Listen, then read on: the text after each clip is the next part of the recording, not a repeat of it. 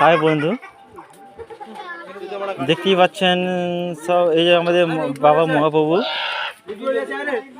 চলে এসছে আমাদের গ্রামেতে। দেখালো সব মেশিনগুলো, বক্স আছে তোমার সামনেতে দেখাচ্ছি। এই যে